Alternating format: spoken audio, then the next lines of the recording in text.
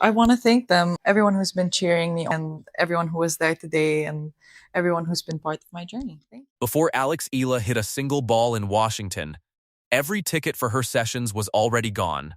Not because the tournament sold them that way, because nobody in the marketing department saw it coming. Stay with me. 9 days earlier, a 20-year-old girl stood in a shopping mall in Makati and said 3 words into her phone camera before boarding a flight to a country that had never claimed her. Never been prouder. That's it. No hashtag campaign behind it. No press team crafting the moment.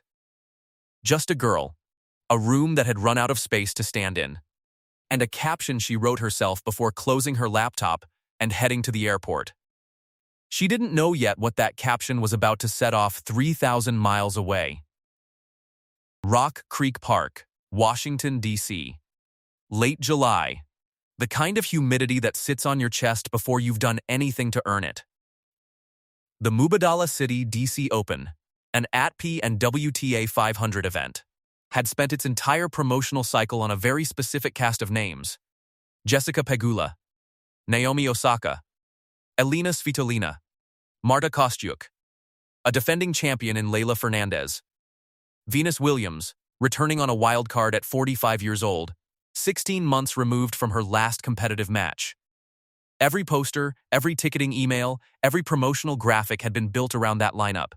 Alex Eala's name was on that list too, fourth from the top, in the WTA's own press release. A supporting act, by the numbers the tournament had chosen to lead with. But numbers don't measure flags. And somewhere between that overflowing room in Makati and the practice courts of Rock Creek Park, the actual story had already slipped past the people running the show. Because while the tournament was selling Pegula and Osaka to a Washington audience that had bought tickets that way for years, a different audience was quietly buying up entire sessions on the far side of the draw sheet. Rewind the tape a little further. Eala's arrival in Washington was landing exactly 7 days after she'd flown out of Manila for a homecoming event, so packed the organizers hadn't planned for the overflow. Coverage from ABS-CBN, Inquirer Sports, and the Manila Times all pointed to the same thing. A crowd that had come to send off a 20-year-old before she'd even played the tournament that was drawing them there in the first place. Community reports circulating in the days after suggested Filipino groups across the DMV area were organizing bulk ticket purchases well before the American ticket-buying public had even settled on which sessions they wanted. That's not a confirmed Utah statistic, it's a pattern fans themselves were describing in real time. But patterns like that don't usually appear out of nowhere. 7 days, 2 hemispheres. One player carrying a farewell caption across an ocean, and a fan base already 3 steps ahead of the box office. Here's the part that should have told the marketing department everything they needed to know. Weeks earlier at Bad Homburg, Venus Williams had chosen a doubles partner for her grass court comeback. 7 Grand Slam singles titles, 14 more in doubles alongside her sister. 4 Olympic gold medals. 3 decades on tour, across an era of the sport that most of her current opponents were born into, not around. She had every legend in the game available to her if she wanted a reunion built for headlines. She picked Eala instead. And when the Washington entry list came out, she picked her again. Sit with that for a second. A player who could call up literally anyone in the history of the sport wanted a 20-year-old from Manila standing next to her at the net twice in a row in 2 different countries. That's not a press release courtesy. That's not a favor to a young player trying to get noticed. That's a cosign that doesn't need a quote to back it up, because the decision itself already said everything. And when Williams did speak, days later, after winning her own comeback doubles match alongside Hailey Baptiste on the same courts, her words weren't really about tennis at all. She talked about the crowd rising with her rather than crumbling under the pressure of the moment.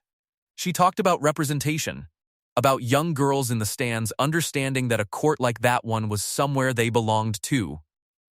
It's worth remembering that a 45-year-old who had already won more major titles than most players will ever compete for wasn't performing gratitude for a camera.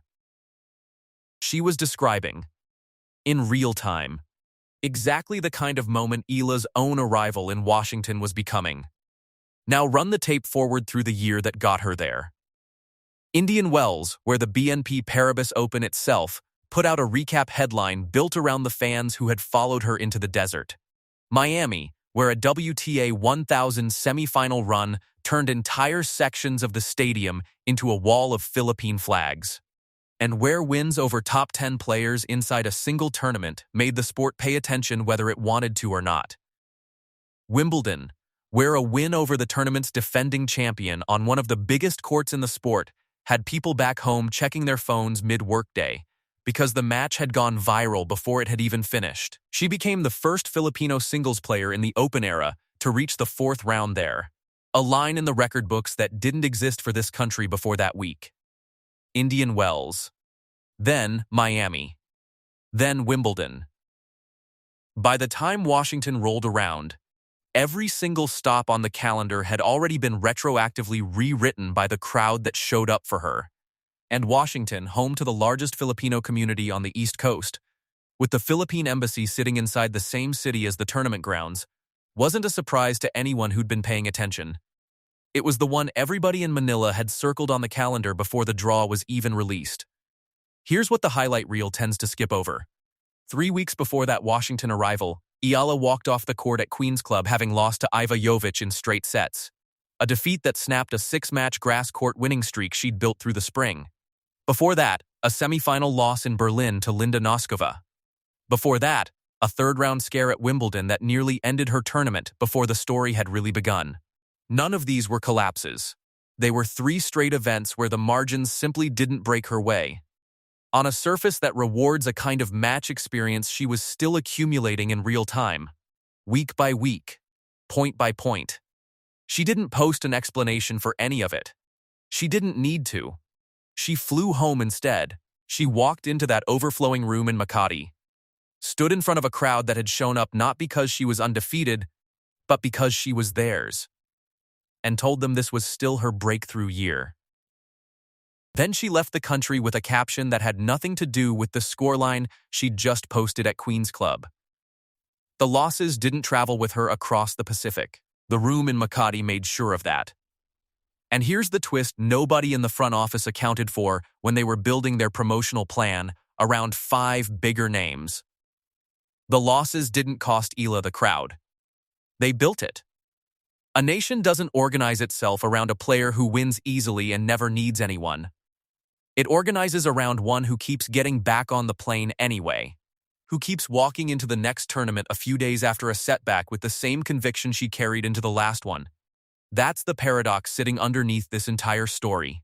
Every setback that should have quieted the noise around her instead handed the narrative straight back to the people who had been building it from the start, the fans, not the marketing department, not the seating committee, not the ticketing algorithm that assumed a 4th-billed player draws a 4th-billed crowd. It's also worth mentioning the shape of the draw itself, because it wasn't without its own layer of coincidence. The defending Washington champion, Leylah Fernandez, is half Filipina on her mother's side. A deep run from both players in the same tournament would have put 2 players carrying that same flag through the same bracket, in the same city, in front of the same crowd. That's not a footnote. That's the kind of subplot a diaspora doesn't need explained to it twice. Which brings us to why this travels so far past a single tennis scoreline.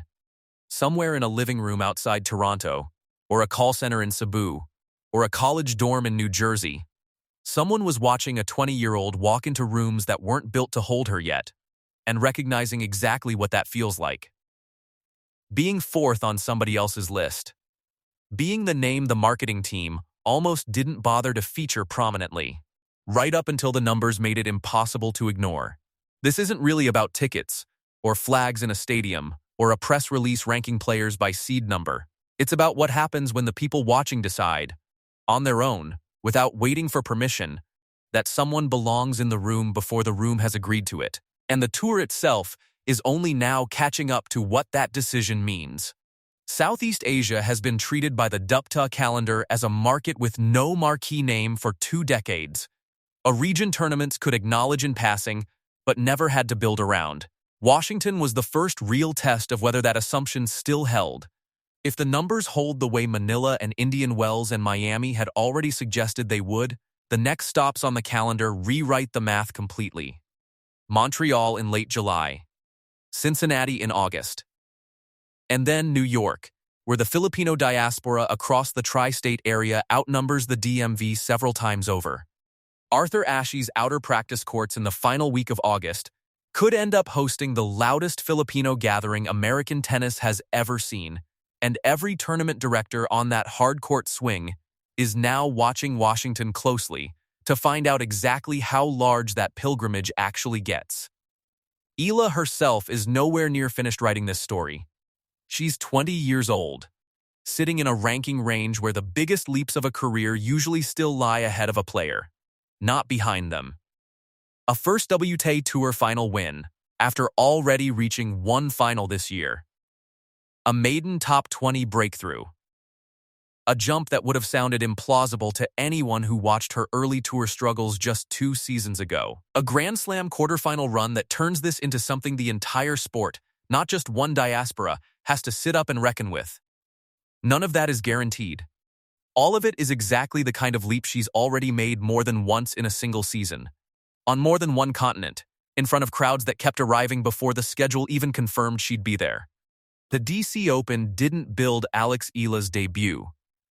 It just found out, one flag at a time, that it had already been built for her, weeks in advance, by people who never once waited for a press release to tell them where to sit.